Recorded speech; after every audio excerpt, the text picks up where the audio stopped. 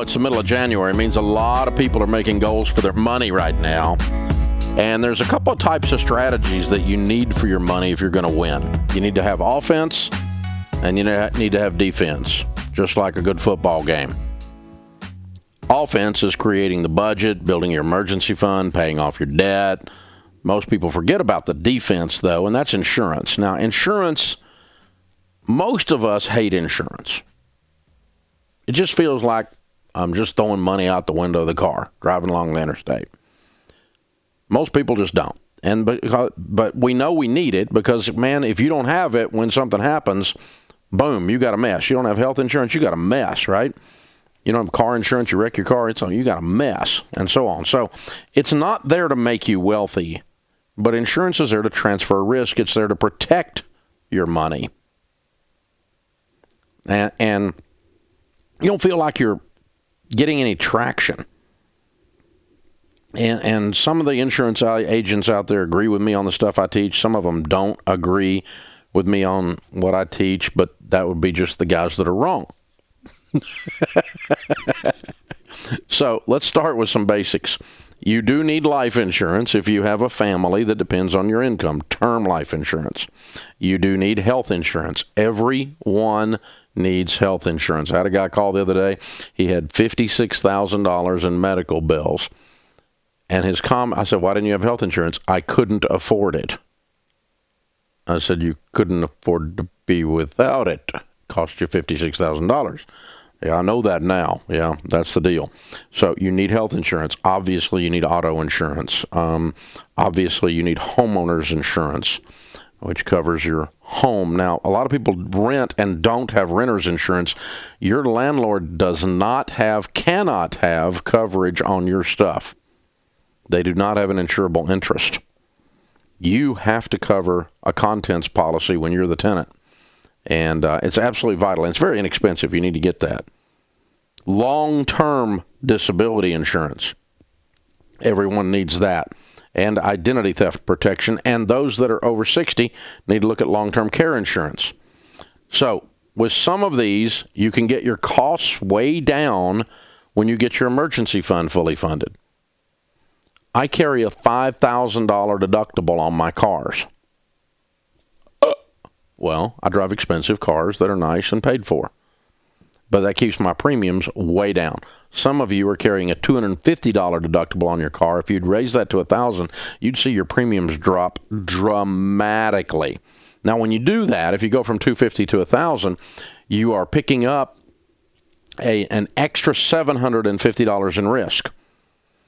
And so if that cuts your premiums by $75 a year, that means you have to drive for 10 years and not have a wreck. Not likely, depending on where you live, right? Well, I didn't have a wreck, I know, but you're probably overdue. So the thing is, people run into you. You run into people. Stuff happens. And so here's the thing.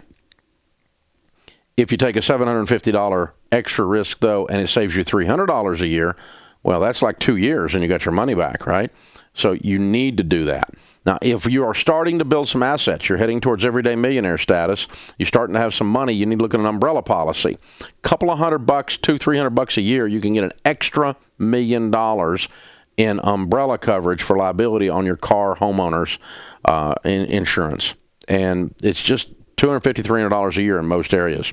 And it's really, really a good idea. I carry a $10 million umbrella policy on me. Because if I bump into somebody, they grab their back and go, oh, God, Dave Ramsey hit me. I'm cashing in, right? And so I've got to, it's just the way it is out there, people. So the deal. Now, what you don't want to do is the gimmick insurances. You want to avoid accident insurance and accidental death insurance. Listen, if you die, you're dead. That's how that works. It doesn't matter how you die. You can be walking across the parking lot and get hit by a car. You can be walking across the parking lot and die of a heart attack. You're still dead both ways. Your family still needs to replace your income and the exact same amount regardless of the cause of your death. You're not like double dead if you die by accident. And so I get twice as much if I die by accident. I'm more likely to die by accident. That statement says, I think I'm beating the insurance company at their game. You're not. If insurance is cheap, it's because there's a very low likelihood of the thing occurring. Because they don't lose money. They know what they're doing. So you don't need twice as much insurance when you die by an accident. You don't need cancer insurance. Big gimmick insurance. A lot of people buy cancer insurance. You have health insurance. It covers cancer. If it doesn't, you need different health insurance.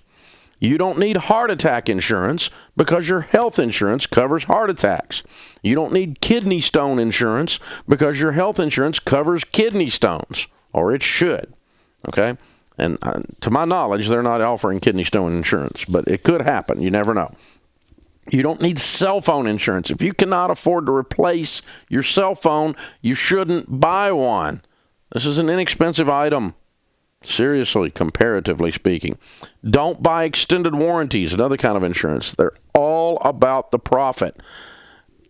75 to 80% of what you pay for those extended warranties is profit. And marketing costs. Just stay away from it. Absolutely a bad idea. You don't need mortgage life insurance that pays off your mortgage if you die. It's 5 times more expensive than term insurance.